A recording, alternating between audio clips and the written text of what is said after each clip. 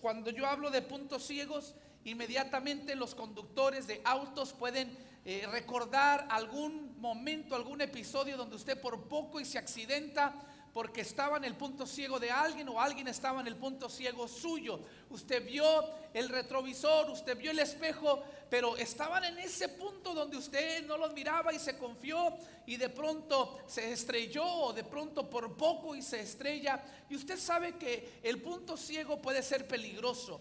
Cuando no nos damos cuenta de los peligros que están allí, esto puede cambiarnos el destino. Quizás no lleguemos a donde planeábamos llegar, quizás el auto se dañe, quizás el día que queda arruinado. Bueno, espiritualmente hablando también tenemos puntos ciegos, emocionalmente hablando, intelectualmente hablando también tenemos puntos ciegos.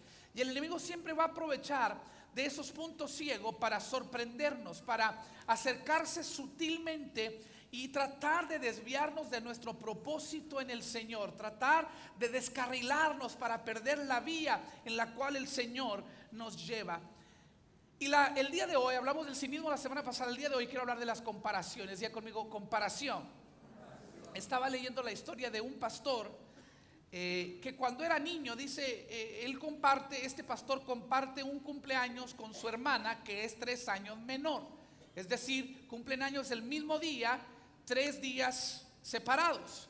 Yo no sé qué celebraban los papás 9 meses antes de esa fecha, quizás un aniversario o algo, pero estaban teniendo niños más o menos en esa misma fecha, en diferentes años. Y entonces dice este pastor que cuando él era niño, dice, como yo era el mayor, a mí me gustaba jugarle una broma a mi hermana. Dice, cada cumpleaños nuestra abuelita nos mandaba una tarjeta con un billete de $20. Dice, y yo siempre que recibía mi tarjeta y veía que mi hermana abría su tarjeta, ella gritaba $20 y yo gritaba $100. Y realmente eran 20, pero él le jugaba esa broma a su hermana. Y dice él, mi hermana corría a su cuarto llorando porque no tenía $100 como yo. Pero dice que un día su abuela se dio cuenta de esta broma que él estaba haciendo a la niña, y en este año la abuela le mandó $100 a la niña y 20 a él. Y entonces dice que en esta ocasión, cuando él abre la tarjeta, abre la tarjeta a su hermanita y la hermanita dice $100, y él abre la de él y dice $20. Dice, y me fui yo llorando a mi cuarto, dice, porque no había recibido los $100. Y quizás este es un ejemplo muy infantil, muy inocente de las comparaciones, pero si no tenemos cuidado podemos crecer siempre comparándonos con otros. Y es algo sutil que a veces uno no lo ve, quizás uno no se dio cuenta. Cuando empecé a ser así, la verdad es que todos luchamos con las comparaciones. Hay un refrán que quiero mostrarles aquí en la pantalla. Dice, la forma más rápida de matar algo especial es compararlo con otra cosa. O sea, él estaba contento con sus $20 cada año, hasta que lo comparó con los 100 que recibió su hermana y le trajo tristeza. Otro refrán dice que donde comienza la comparación termina la satisfacción. Satanás te quiere robar la paz, quiere que te sientas discriminado, que Dios ama a otros más que a ti, que Dios bendice a otros más que a ti. Él quiere que tú te enfoques en los demás para que te invade este sentido de insatisfacción. Y no importa quién seas, la comparación es algo con lo que todos luchamos. Para muchos está en nuestro punto ciego. El soltero ya se quiere casar, y el casado quisiera volver a ser soltero a veces, ¿sí? No digan amén muy fuerte, hermano, sobre todo si tiene a la esposa ahí al lado. Los que no tienen hijos ya no pueden esperar a que llegue el primer bebé. Y los que ya tienen hijos no pueden esperar que llegue la universidad a llevárselos, ¿sí? Los niños quieren crecer y ser adultos. Los adultos quisieran regresar el reloj y volver a ser niños. La familia que vive en un departamento quiere una casa. La familia que tiene una casa quiere la de los vecinos porque es más grande, ¿sí? Los que ganan poco dinero quisieran ganar más. Los que ganaron más este año quisieran haber ganado menos porque estamos en la temporada de impuestos. Siempre nos vivimos comparando con otras personas. Y ahora Y ahora que tenemos redes sociales, la cosa está todavía peor. Porque antes te comparabas con la gente que veías de cuando en cuando. Ahora ves y estás al tanto de sus vidas todos los días, todas las mañanas o todas las noches, y ahí estás. Y mira, ya como 3 veces se han ido de vacaciones estos, mira, ¿qué estarán haciendo? ¿Sí? Y nos estamos compare y compare. Mínimo en mi época, cuando yo era un adolescente, cuando yo era joven, iba a la preparatoria. Mínimo en esa época me tardé para darme cuenta que no era muy popular entre mis amigos en la escuela. Tenías que ser observador para darte cuenta que no eras popular. O sea, tú veías y medías cosas, decías, bueno, nadie se sienta conmigo a la hora de la comida, nadie me escoge para su equipo a la hora del receso. Ya 3 veces invité a 3 diferentes muchachas al prom y las 3 me dijeron que no. La última ni esperó a que le preguntara, me dijo, si vienes a esto, ya la respuesta es no. O sea, y ya a través de varios días y examinar todas esas cosas, finalmente te caía el 20. Se me hace que no soy muy popular, se me hace que no mucha gente me quiere. Pero ahora con redes sociales tienes los datos empíricos, tienes ahí las estadísticas para determinar con una exactitud dolorosa tu nivel de popularidad contra la de tus amigos o tus parientes, ¿sí? Porque tú dices, yo tengo 83 seguidores y mi compañero de trabajo tiene 4,000. Y entonces hace las matemáticas, ¿sí? Ahora ya ciencia, ya no es observación, ya es ciencia. Quiere decir que él es 50 veces más popular que yo. A mí yo pongo una foto y me ponen 20 y tantos likes, 30 y tantos likes, 40 y tantos likes. A él le ponen 300, 400, 500. Y luego fue y puso esa foto ridícula con el perro y tuvo miles de likes. Y nos vivimos comparando y decimos, es 10 veces más popular que yo, ¿sí? A veces mi esposa me dice, ten cuidado con lo que vayas a poner. Yo tengo un hobby porque tengo muy poco tiempo libre. Entonces me gusta este hobby porque no tengo que irme lejos, no es tardado y como quiera lo tenemos que hacer, y eso es comer. Entonces me gusta mucho de pronto para relajarme prender la parrilla, echarle carbón ahí, prender la lumbre, y sobre todo en estos días que las noches están frescas y el calorcito y el olor, y me gustan los cortes de carne, y a veces me gusta subir pues allí la fotito, ¿verdad? De humildemente del pastor, que si no fuera pastor fuera muy buen chef para la honra y gloria del Señor. Y entonces me gusta subir, y entonces a veces o preparando el café o preparando el pavo, y me dice mi esposa, no lo subas, dice, porque hay gente que te sigue y los vas a hacer pecar. Y yo digo, ¿cómo los vas a hacer pecar? Pues los vas a antojar y van a envidiar el platillo que te vas a servir. Y entonces ella a veces logra detenerme, otras veces no, ¿sí? A veces digo, no, el Señor reprenda la envidia, y bueno, y yo subo ahí la foto. Pero la verdad es que sí suele suceder eso, que vemos la vida de otras personas. Y dijo un predicador algo muy cierto, dice, el problema es que tú ves tu vida como detrás de escenas, tú estás viviendo tu realidad, y lo que ves en redes sociales es nada más los puntos altos de la vida de alguien más, porque nadie pone las cosas vergonzosas, nadie pone las cosas dolorosas. Uno siempre pone la selfie más bonita, porque se toman como 20. Y el ángulo, sí, para agarrar el ángulo perfecto. Y usted dice, wow, qué bonita está la hermana, y luego la ve en persona, y qué engaño, dice usted. O sea, deme ese filtro, hermana, ¿qué filtro usó? Yo necesito ese filtro, ¿no? Pero usted siempre va a ver lo más bonito. ¿Sí me estoy dando a entender? Siempre va a ver lo más bonito. Cuando yo pongo foto de mi platillo es una vez, 2, 3 veces al mes quizás, y son las 2, 3 comidas mejores del mes. No pongo cuando tengo el taquito allí con frijoles refritos nada más y con sal. No, del ayuno, no pongo esos, pongo nada más lo más llamativo, lo bueno exactamente.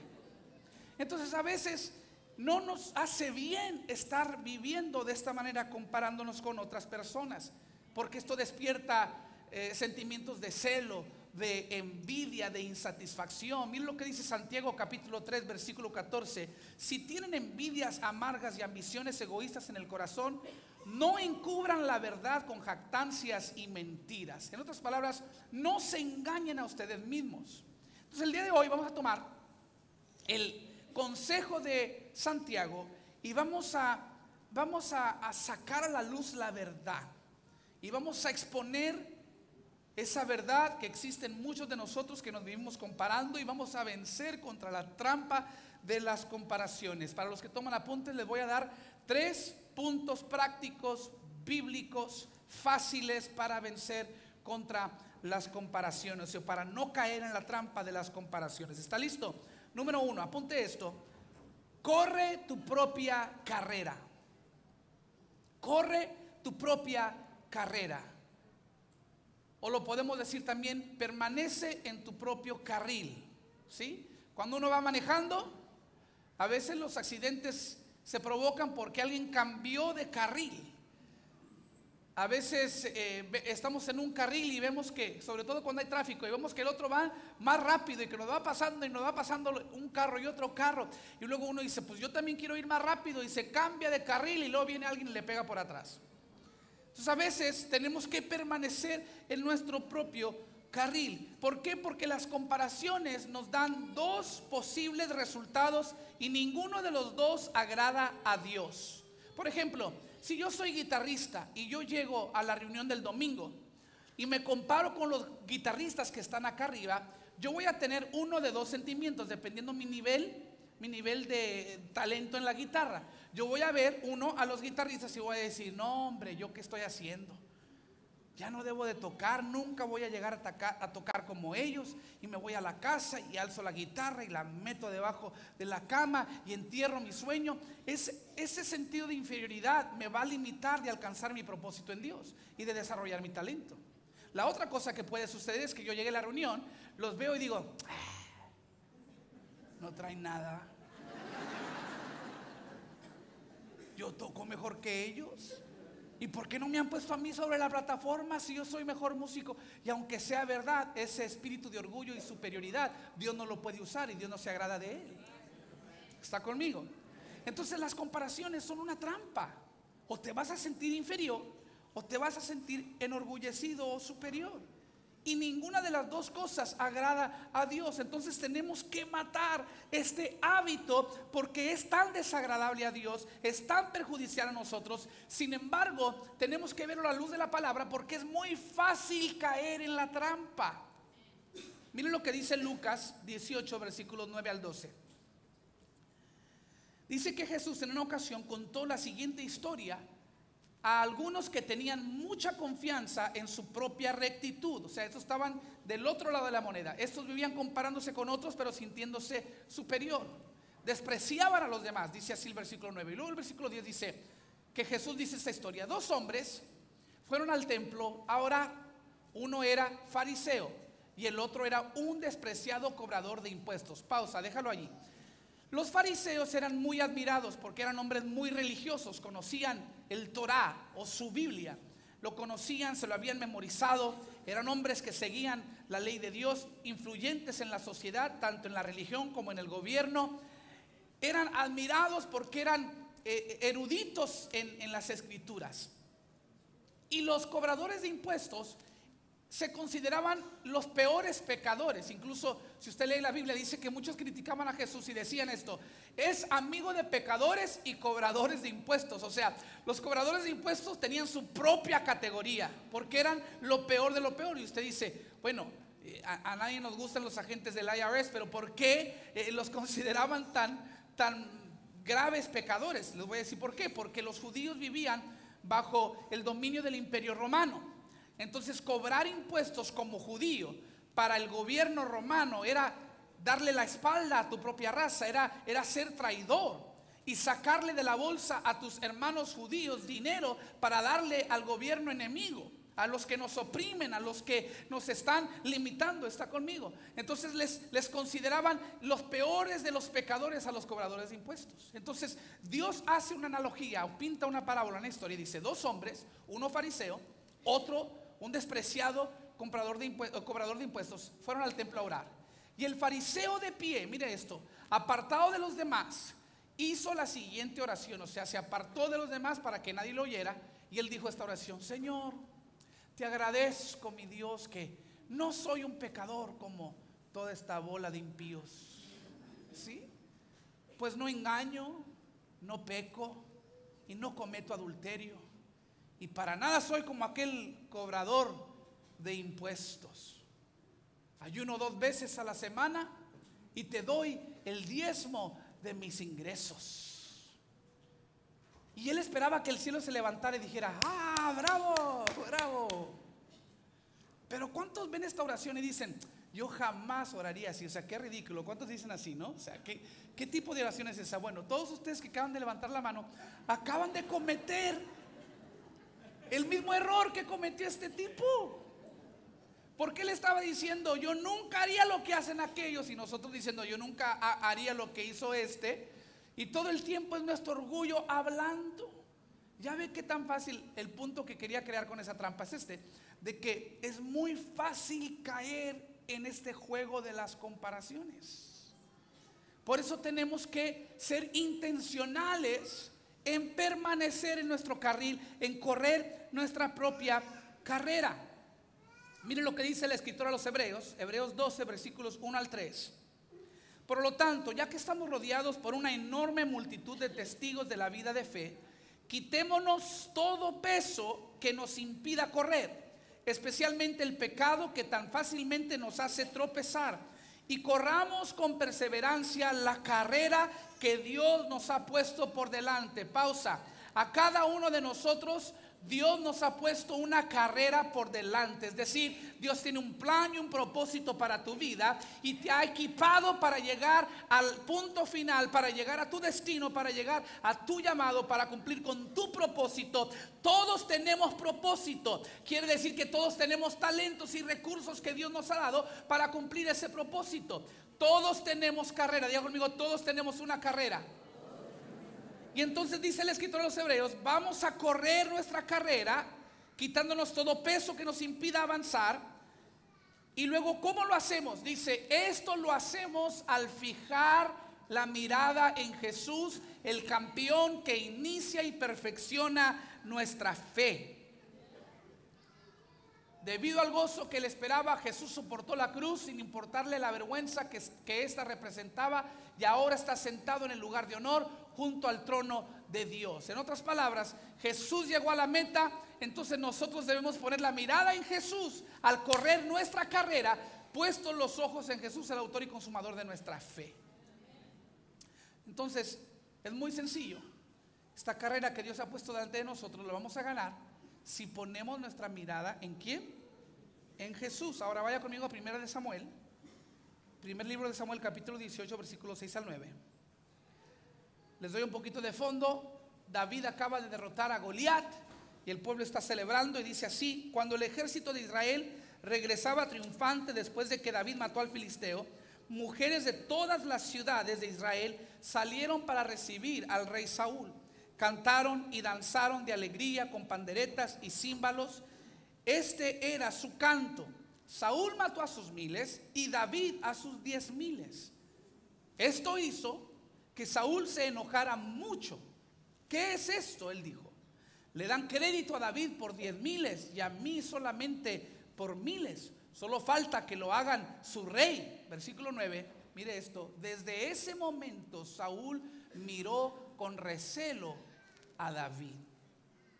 Hasta este punto en la historia de Saúl, Saúl está viendo hacia arriba porque Dios fue quien lo eligió, fue quien lo sacó siendo el menos indicado en la familia.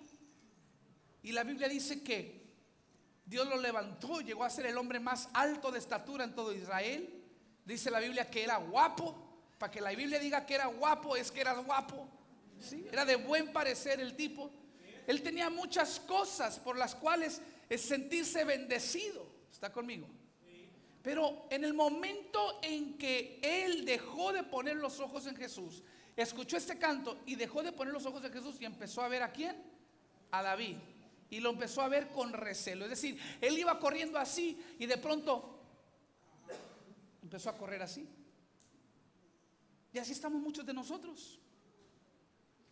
Corremos puestos los ojos en Jesús, pero de pronto decimos: amén, pastor. Mira, estos no fueron a la iglesia el día de hoy. Mira. Predíquele, pastor. Mira esta, en vez de andar alabando al Señor, allá anda en la playa. Y muchas veces nos empezamos a comparar con otros en vez de permanecer en nuestro carril y de enfocarnos en nuestra carrera. Cuando tú llegues al cielo, Dios no te va a pedir: ¿por qué no fuiste más como aquella persona o tal o cual persona? Dios va a decir: ¿qué hiciste con lo que yo deposité en ti? ¿Está conmigo? Hay un cuento chistoso de un par de empresarios. Tenían su negocio al cruzar la calle el uno del otro, y pues vivían compitiendo y vivían siempre con envidias y midiendo: aquel tiene más carros y más clientes. Pero uno de ellos era cristiano. Un día Dios se hartó de esta mala actitud de su hijo y se le apareció en plena tarde. Un día ahí en su oficina se le apareció el Señor y le dice: mi hijo, te voy a dar 24 horas para pensar en 3 deseos que te voy a cumplir empezando mañana. Pero piensa bien en esos 3 deseos, porque te quiero dar una lección. Lo que tú me pidas, lo que me pidas te lo voy a dar. Pero aquí está el truco, o aquí está el punto. Lo que tú me pidas te lo voy a dar, pero se lo voy a dar también a tu competidor 10 veces más.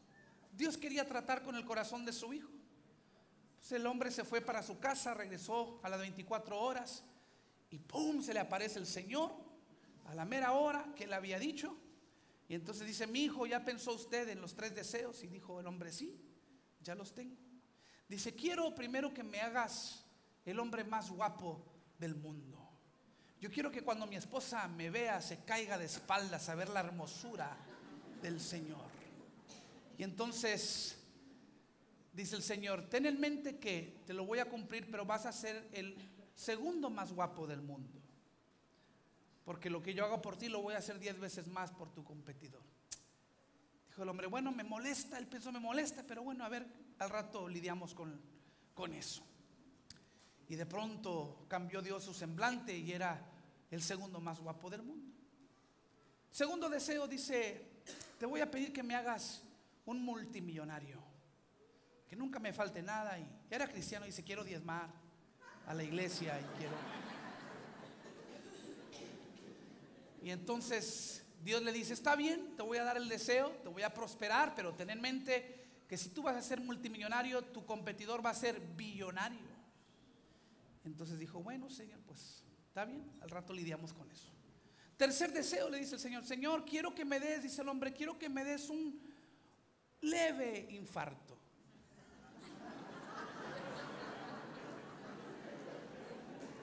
Procéselo unos segundos, ¿sí? Las comparaciones nos llevan a las envidias juegan sucio. ¿Está conmigo? Llega el punto en que le deseas mal a las personas que les va mejor que tú. Por eso la Biblia nos advierte mucho en contra de las comparaciones. Por eso Jesús es muy franco. Me encanta la respuesta de Jesús, porque él tenía 2 discípulos que se vivían comparando. 2 discípulos que vivían compitiendo: Pedro y Juan.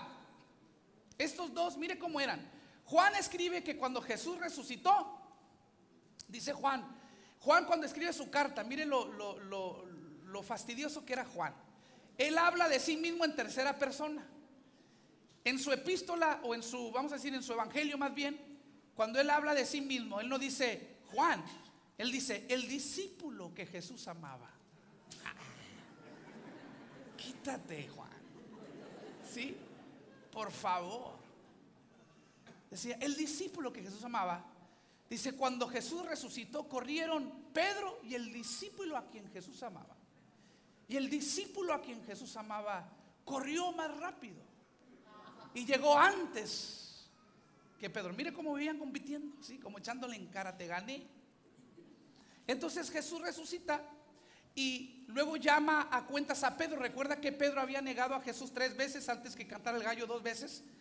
Y entonces Jesús como que le da una oportunidad de remediar el daño y le dice: Pedro, ¿me amas? 3 veces le preguntó: ¿me amas? 3 veces lo había negado, 3 veces Jesús le da la oportunidad de responder: sí, Jesús, yo te amo. La tercera vez Jesús dice: apacienta mis ovejas. Y apacienta mis ovejas era una manera de Jesús decir: ¿sabes qué? Ya no voy a tomarte la palabra, te tomé la palabra que me amabas y me negaste 3 veces, ahora quiero ver acciones y quiero que apacientes mis ovejas. Te he llamado a predicar, te he llamado a ganar almas, apacienta mis ovejas y de esta manera vas a comprobar que me amas. Entonces le dice: y como estás aceptando el llamado a amarme, a apacentar mis ovejas, a predicar, vas a ser perseguido, Pedro. Le dice: vas a ser perseguido, vas a sufrir por mi causa. Es más, vas a morir una muerte, algo terrible, porque te van a perseguir. Y entonces Pedro, miren lo que dice la palabra del Señor. Versículo 20 al 22 de Juan, capítulo 21. Al volverse, Pedro vio que lo seguía el discípulo a quien Jesús amaba. Este es Juan hablando de sí mismo, ¿ok? El mismo que en la cena se había reclinado sobre Jesús. ¿Ya ve? Él dice: yo era el que estaba cerquita de Jesús, ahí lo tenía abrazado. Y le había dicho: Señor, ¿quién es el que va a traicionarte? Ese mismo estaba ahí, o sea, Juan estaba allí con Pedro cuando Dios le dice a Pedro, cuando Jesús le dice a Pedro: vas a morir. Al verlo, Pedro preguntó: Señor, ¿y este qué? Mire Pedro, mire cómo viven compitiendo, ¿sí? Jesús le dice: tú vas a morir por mi causa. Y Pedro dice: está bien, yo aguanto vara. ¿Y este qué? Y mire lo que dice Jesús: si yo quiero que él permanezca vivo hasta que yo vuelva, ¿a ti qué? Tú sígueme nomás. Tú sígueme. Y a los que se están fijando a ver qué Dios hace con aquel, y qué Dios le dio a aquel, y qué llamado tiene aquel, y qué éxito tiene aquel, Dios te dice en esta mañana o en esta tarde: hey, ¿a ti qué? Nada más falta el te importa, ¿sí? ¿A ti qué te importa? Yo soy soberano, yo hago lo que yo quiera, con quien yo quiero, a la hora que yo quiera. Tú descansa en la verdad que soy un Dios bueno, soy un Padre amoroso. Siempre voy a velar por ti, siempre tendrás mi bendición, siempre estaré contigo, nunca te dejaré, nunca te desampararé. He puesto una carrera delante de ti, te he equipado para correr tu carrera, para llegar al final, para llegar con los brazos alzados, para llegar en victoria. Enfócate en tu propia carrera, permanece en tu propio carril, puestos los ojos en Jesús, el autor y consumador de la fe. No mires hacia los lados, a lo que el otro está haciendo en su carrera. ¿A ti qué? Wow. Ese es el Jesús que me encanta, ¿sí? Que es directo. Recuerdo cuando yo estaba recién casado, tenía yo 25 años de edad, la primera conferencia a la que me acompañó mi esposa, y yo no tenía Facebook todavía en aquel entonces, no tenía manera de saber quién más iba a estar participando en la conferencia. Entonces llegamos a un pueblo al norte de Dallas que se llama McKinney. Llegamos a un auditorio grande donde se iba a llevar a cabo la conferencia, y yo era uno de los invitados. Y cuando voy entrando a ese auditorio, sobre las ventanas estaban los carteles promocionando la conferencia. Y cuando yo vi quién más iba a estar en esa conferencia, yo dije: no, si alguien no pertenece, ese soy yo. Porque estaba un salmista internacional que ha viajado el mundo entero, tenía un grupo en una ocasión y como solista ha tenido mucho éxito. Estaba un evangelista internacional también, de renombre. Y ahí estaba yo, y nadie sabía quién era yo, nadie me conocía. Cuando yo veo el cartel ese, mi esposa vio mis ojos, vio mi semblante y me dijo: ¿qué te pasa? Y yo dije: no, nada, no pasa nada. Y empezó la reunión. Yo predicaba el segundo día, a mitad del día, a las 2:30 de la tarde. Las primeras 2 sesiones cantaba el salmista, predicaba el evangelista esa noche y la próxima mañana, y yo me tocaba ese segundo día. Entonces estamos en la reunión, yo no me puedo gozar porque estoy escuchando al salmista. En aquel entonces, ustedes muchos no saben de esto, yo tengo 3 grabaciones musicales, entonces yo cantaba y predicaba. Yo me sentía así como guerrero de doble amenaza. O sea, yo cantaba y predicaba, pero escucho a este tipo cantar, y yo tenía planes de cantar antes de predicar. Dije, no, no voy a cantar, porque no canto ni cerquita como este. Y luego se subió el evangelista y empezó a predicar. Y dije, Dios mío, ¿a qué me trajeron a mí? Me debo dedicar a vender tacos o otra cosa, porque increíble cómo Dios usaba al evangelista. Esa noche no pude cenar. Amaneció el siguiente día, nos fuimos a la conferencia, volvió a cantar el salmista, volvió a sonarle duro el predicador. Esa tarde yo no podía comer, estábamos todos los invitados sobre la mesa en un buffet y yo no podía comer, y mi esposa me miraba, y ya mi esposa decía, para que no coma es que algo realmente está mal. Y me decía, come, ¿qué te pasa? Le digo, no me pasa nada, estoy bien. Y finalmente me dice, mírame a los ojos y ponme atención que te voy a decir algo. Y dije, tranquila, porque somos recién casados y no me hables en ese tono. Es muy temprano en la relación como para que me hables así. Y dijo, no, dijo, mira. Y ahí es donde me di cuenta que necesitamos nuestra ayuda idónea. La necesitamos. Me dice, mírame a los ojos, yo sé lo que te pasa. Dice, te sientes inferior a los invitados de la conferencia. Pero Dios me dijo que yo te dijera, esta mañana oré por ti, el Señor me dijo que yo te dijera que a las 2:30 de la tarde, sobre esa plataforma, en ese auditorio, Él no escogió ni al salmista internacional, ni al evangelista internacional, te escogió a ti. Y Él depositó en ti, escuche bien. Me dice esta mujer de Dios, me dice, Él depositó en ti una palabra que tú vas a dar a esa hora, sobre esa plataforma, en ese auditorio. Y van a estar los que tienen que estar, y no van a estar los que no tienen que estar. Tú haz lo tuyo y deja que Dios haga lo de Él. Aleluya. Le dije, imponme las manos encima y séllalo con una oración. Y fui y prediqué con todo mi corazón. Llegó la mitad de la gente de los que habían llegado en la mañana, pero prediqué con todo mi corazón. Cuando yo bajo de la plataforma, me esperaba el salmista y me esperaba el evangelista con lágrimas en sus ojos, y dijeron, yo no sé, no te conocemos, te estamos conociendo, no sabemos quién eres, pero lo que tú acabas de compartir no solo era para los que llegaron, era para nosotros. Nosotros como ministros teníamos que escuchar eso. Y yo aprendí una de mis más grandes lecciones ese día, que cuando tú te enfocas en lo tuyo, encárgate de los negocios de Dios y Dios se encarga de los negocios tuyos. ¿Está conmigo?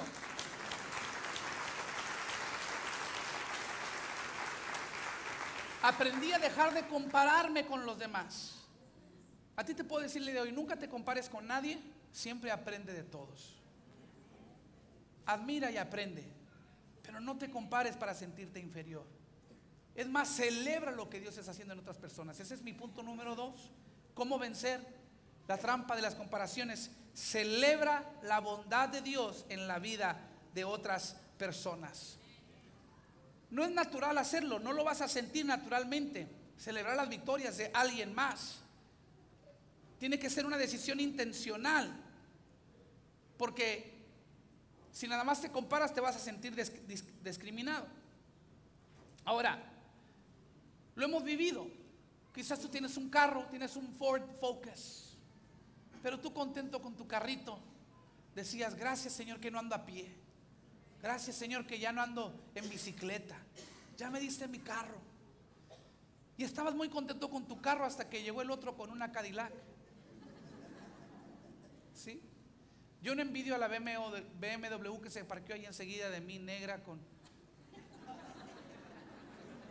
rines cromeados. La noté, pero no la envidio, ¿sí?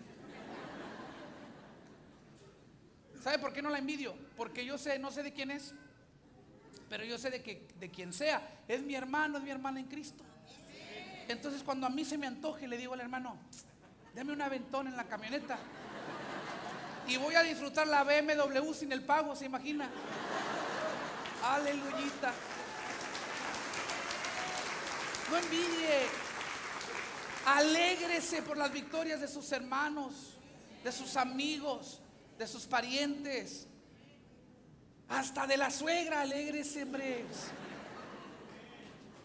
¿Está conmigo? Si Dios le da su casa,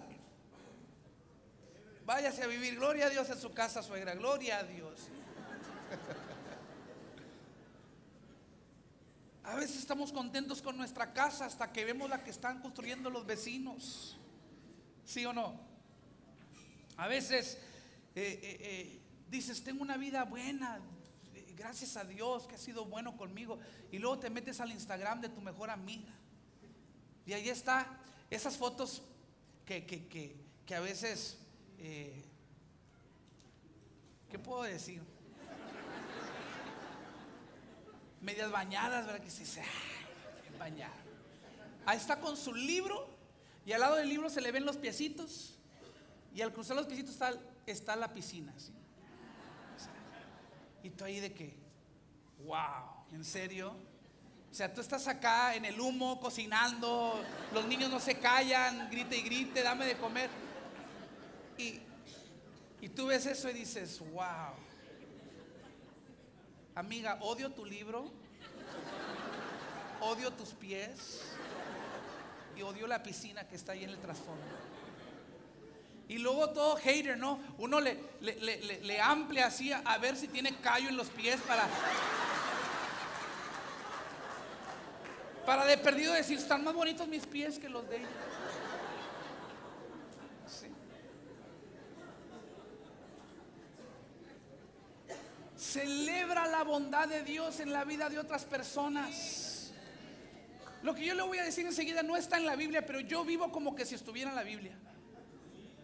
Yo la relaciono con otro principio bíblico, ahorita les digo, pero ese es el credo por el cual yo digo, lo que tú resientes en otras personas, no serás apto para recibirlo tú. Si yo resiento la bondad de Dios en tu vida, entonces no estoy preparado para recibirlo yo. Hay personas en nuestras vidas que lo único malo que nos han hecho es que tienen lo que deseamos nosotros. Pero la Biblia dice que lo que tú siembras también cosechas. Entonces, si no puedes celebrar tú la victoria de alguien más, por eso digo que nunca lo vas a recibir, porque yo me imagino que Dios allá arriba dice, ¿te molesta tanto que ande de vacaciones? Bueno, no quedarás tú tus vacaciones. ¿Te molesta tanto que tengan casa nueva? Pues quédate en la casa vieja que tienes tú, para que no te moleste, digo. Lo que tú no puedes celebrar en otras personas, no estás preparado para recibirlo tú mismo. ¿Cuántos están aquí esta tarde? Quizás tú eres una pareja que no puede tener hijos y de pronto ves ahí todos en Facebook que están haciendo ya la revelación del género y el polvo y los globos y el confeti. El niño, y tú, ¿sí? Miren lo que dice Romanos 12:15. Alégrense con los que están alegres y lloren con los que lloran. O sea, celebra la bendición, la victoria de todos los demás. Y esto, alégrense con los que se alegran, es un mandato que Dios nos da en un pasaje, versículos 12 al 21, que no tengo tiempo. Pero Dios nos da una lista de cosas que son difíciles en cumplir. Por ejemplo, nos dice, sean pacientes en la adversidad. ¿Cómo? Te dice en esa misma lista, bendice a los que te persiguen, dales de comer y dales hospitalidad. ¿Cómo que, Padre, cómo que bendícelos y que ora por ellos? Mira lo que me hicieron. Dice el Señor, no te vengas, no te vayas a vengar, la venganza es mía. Ora por ellos. Y luego dice, vive en paz con todos. Señor, si sabes que tengo suegra, ¿verdad? ¿Cómo puedo vivir en paz con todos? Y en esa misma lista Dios nos dice, alégrate con los que se alegran. Yo me imagino que una de las razones por qué nos es difícil alegrarnos en la bendición de otros es que tenemos un sentido equivocado, como que Dios tiene un recurso limitado y que si ellos tienen su casa nueva, ya no hay casa para nosotros. O eres soltero, eres soltera, si ella se casa o se compromete, ya hay uno menos del cual yo puedo escoger. Déjame decirte que servimos al Dios Todopoderoso. Sus recursos son ilimitados. Efesios 3:20 dice, toda gloria sea para Dios, que puede lograr mucho más. Ya conmigo, mucho más. Mucho más de lo que pudiéramos pedir o incluso imaginar, mediante su gran poder que actúa en nosotros. Celebra las victorias de los demás. Y punto número 3, celebra la bondad de Dios en tu propia vida. Porque todo, repito, todo lo que tú necesitas para cumplir tu propósito y tu llamado, Dios ya lo ha depositado en ti. Eres una obra maestra de Dios. Hay semillas de grandeza que Dios ha sembrado en tu ser, y si dejaras de enfocarte en el fruto del árbol del vecino y te enfocaras en cultivar el terreno y las semillas que Dios ha depositado en tu propio ser, entonces tu historia sería otra, tu historia sería diferente. Ahora que se aproxima la conferencia de Limitless, estábamos trabajando en un promocional de video y a mí me tocaba buscar unos clips de mensajes de predicación para incluir en el promocional, y buscando un clip me atrajo mucho una de las prédicas de uno de nuestros invitados. Él se llama Manny Arango, él es mitad cubano, mitad afroamericano, y empecé a escuchar un poquito de su historia. Él decía en ese video, en esa predicación, él decía que él es un hijo, el único en su familia que sirve al Señor, nada más él y su mamá. Pero él dice, aparte de yo y mi mamá, dice, nadie en mi familia sirve al Señor. Dice, mi papá estuvo en la cárcel 14 años mientras yo crecía. Él me introdujo a una casa de cocaína, a una casa de drogas cuando yo tenía 5 años de edad. Dice, él estuvo 14 años en la cárcel. Todas mis tías son prostitutas, todos mis tíos son drogadictos. Dice, mi abuela hasta la fecha vende cocaína desde un carrito de nieves en las calles de Miami, Florida. Dice, hasta la fecha mi abuelita vende cocaína. Dice, a los 14 años, sin embargo, yo estaba predicando ya. Dice, llegué a 16, 17, 18 y me cayó el 20 y le dije al Señor, Señor, me pusiste en la familia equivocada. ¿Qué hago yo con todas estas gentes que nada que ver conmigo? Dice que ya cuando él creció y se hizo adulto y empezó a trabajar, dice, fui con un terapista porque yo tenía muchas cosas de mi pasado que me seguían afligiendo. Me senté con el terapista, le conté mi historia, le dije de mi trasfondo, de mi familia, mis tíos, mis tías, mi papá, drogadicto, criminal, en la cárcel. Y dice que le dijo, sin embargo, lo que más me ha dolido de mi papá no es tanto lo que me hizo, sino lo que me dijo. Dice, porque él era un hombre que con sus palabras, él se podía meter en cualquier situación, se podía salir de cualquier apuro. Él tenía una manera de manipular, tenía una manera de tergiversar palabras. Dice, y mis más grandes ofensas que me dejó mi padre no eran cosas que me hizo, sino cosas que me dijo. Y él dice que en ese momento el terapista lo ve a los ojos, dice él, y tiene el descaro el terapista de decirme, suena como que tu padre te dejó con una herramienta muy poderosa. Y que él dijo, perdón, le estoy diciendo que mi papá era un bueno para nada, que me hería con sus palabras. Dijo, te vuelvo a decir, tu papá te dejó con una herramienta muy poderosa. Dice que él ve al terapista y le dice, yo le estoy pagando a usted, así que si no me aclara lo que usted me quiere decir, voy a salirme sin pagarle. Dígame de una vez lo que quiere dar a entender. Dice que el terapista lo vio y le dijo, ¿a qué te dedicas tú? Dijo, yo soy predicador. Dijo, o sea, ¿usas tus palabras? Dijo, sí. Dijo, dices que tu papá podía salirse de cualquier apuro o meterse en cualquier apuro con sus palabras. Dijo, sí. Dijo, bueno, tú eres predicador, suena como que tú puedes sacar a personas de cualquier apuro, de estrés, de ansiedad, de depresión, e introducirlos a la vida, al gozo en Cristo Jesús. Quiere decir que tu papá depositó en ti semillas. Ahora con tus palabras tú estás haciendo lo mismo que tu papá, pero para bien. Estás sacando a personas de la perdición y a la salvación en Cristo. Estás sacando a personas de la tristeza y la depresión al gozo del Señor. O estás entrando tú mismo en tu propósito. ¿Por qué? Porque hay una semilla. Quizás esa semilla no se sembró en ti como los padres de tus amigos sembraron en sus hijos. Sin embargo, si dejaras de enfocarte en el fruto de los árboles de tus amigos y te enfocaras en la semilla que no se plantó como se debe, sin embargo se plantó y Dios lo permitió. Si tú cultivaras ese don que Dios te ha dado, vas a ver su gloria, vas a ver su propósito cumplido en tu vida. Y quizás tú estás aquí y te has comparado toda la vida con primos, con parientes. A veces los papás tienen la culpa. ¿Por qué no puedes ser como tu hermanita? Imagínese Santiago, el de la Biblia. ¿Por qué no puedes ser como tu hermano Jesús? ¿Tú por qué no caminas sobre el agua? A ver. ¿Tú por qué no puedes multiplicar los peces? Tenemos más hambre, ¿no? Imagínense. A veces acomplejamos a nuestros propios hijos y depositamos en ellos esta trampa de estarse comparando. Si ese eres tú, quizás las cosas no salieron como le salieron a otros, pero hay semillas de grandeza en ti. Celebra eso. Enfócate en tu carrera. Deja de resentir la bondad de Dios en la vida de otros, porque mire esto, te lo pongo acá arriba en la pantalla. El resentimiento por la bondad de Dios hacia otra persona requiere que yo ignore la bondad de Dios en mi propia vida. Ese es el problema, que cuando tú te enfocas en lo que el otro tiene, ignoras lo que tú tienes. Cuando resientes lo que tiene el otro, ignoras lo que Dios te ha dado a ti. Pero tú eres una obra maestra. Y eso no es un refrán positivo, es escritura. Efesios 2, versículo 10 dice así: pues somos la obra maestra de Dios. Él nos creó de nuevo en Cristo Jesús a fin de que hagamos las cosas buenas que preparó para nosotros tiempo atrás. Uno de los secretos de Pablo, puede pasar el grupo de alabanza porque termino, era que él había aprendido el contentamiento. A pesar de las adversidades, a pesar de las comparaciones, mire lo que dice Filipenses 4:11: he aprendido a estar contento con lo que tengo. Esta virtud del contentamiento se aprende, no pasa naturalmente, tienes que decidirla intencionalmente. En otras palabras, tienes que cultivar una actitud de gratitud. Alguien diga conmigo: actitud de gratitud. Cuando tú estás agradecido por lo que tienes, esto te ayuda a vencer contra la trampa de las comparaciones.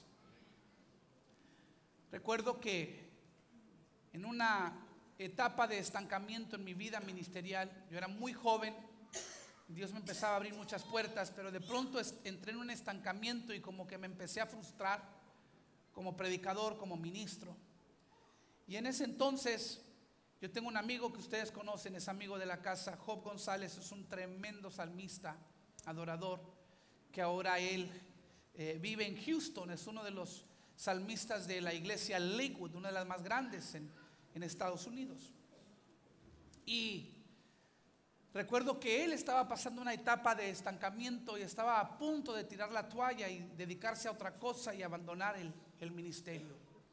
Y en ese entonces Job vivía aquí en el valle. Él es primo de mi esposa, Carla, y Job, los papás son hermanos y las mamás son hermanas. O sea, dos hermanos se casaron con dos hermanas, casi son hermanos.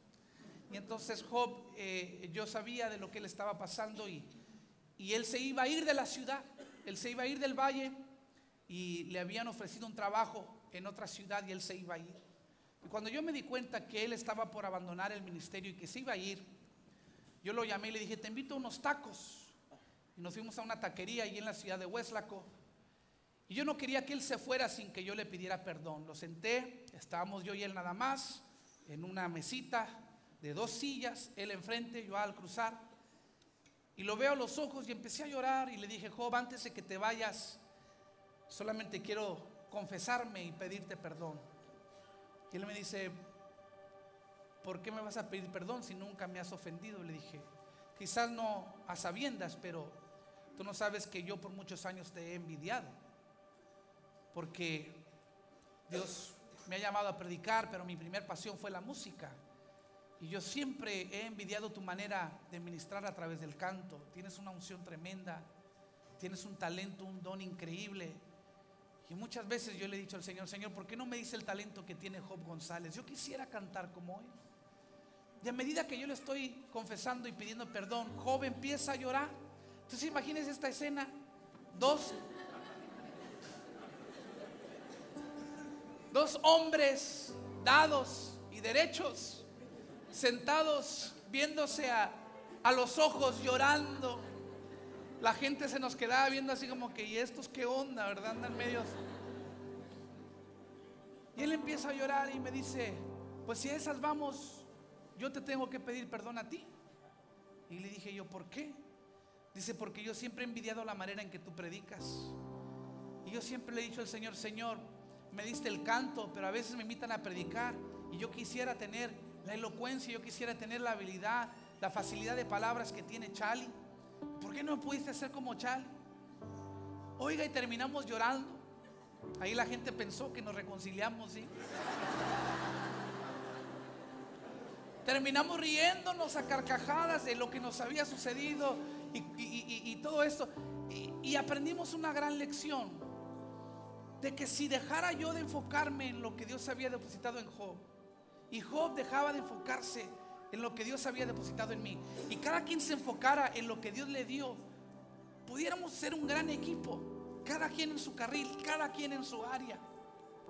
Ahora nos ha tocado desde entonces, porque de esa etapa de estancamiento, sorpresivamente, por eso les digo que yo creo esto con todo mi corazón, sorpresivamente después de esa noche se empezaron a abrir puertas para mi vida y puertas para su vida increíbles, cada quien en su carril, cada quien en su área.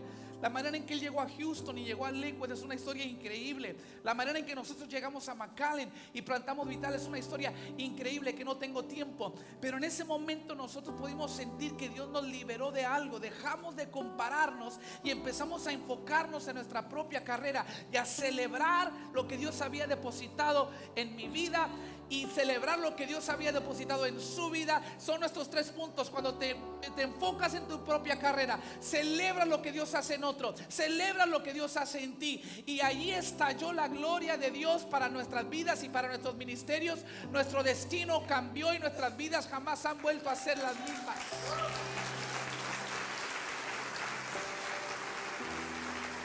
Y esta tarde estoy aquí para decirte: cultiva una actitud de gratitud, porque dice el Salmo 100 versículo 4: entra por sus puertas con acción de gracias, entra a sus atrios con alabanzas. ¿Te das cuenta que la gratitud te da acceso a la presencia de Dios?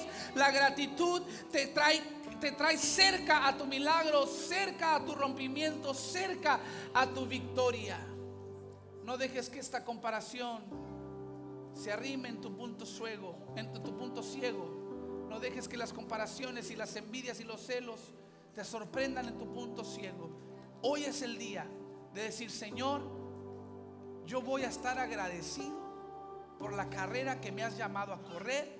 Voy a poner los ojos en ti, voy a celebrar las victorias de otros y voy a celebrar tu bondad también en mi vida. Póngase de pie conmigo esta tarde. Corre el tiempo, le voy a invitar rápido a venir al altar. Si usted está arriba, lo esperamos, puede venir al altar.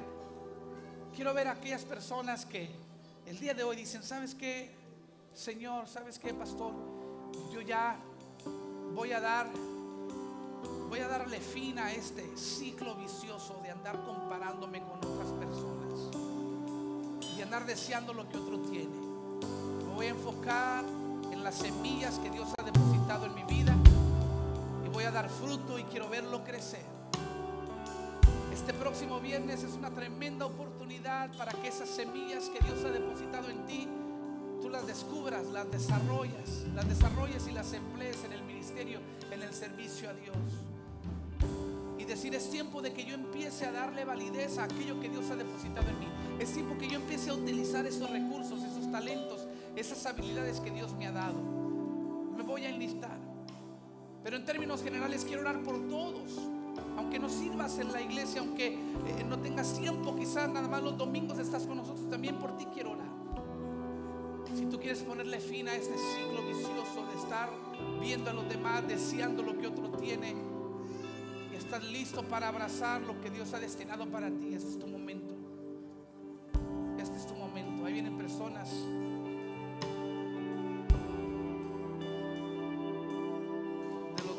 Desde arriba, vengan, queremos orar por usted. Vamos a enfocarnos en esa gracia de Dios que nos cubre, que nos equipa, que nos levanta, que nos garantiza la victoria. Hay lugar aquí en el centro también, aquí podemos venir y llenar este espacio también. Y vamos a orar por ti, vamos a bendecir tu vida y vamos a creer que tus mejores momentos vienen. Quizás tú has estado guerreando por ver tus sueños cumplidos. Quizás has estado esmerándote con muy pocos resultados.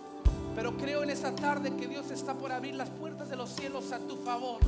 Pero deja de mirar hacia los lados, deja de compararte, enfócate en lo que Dios tiene para ti y prospera ahí donde estás, ahí donde Dios te ha llamado.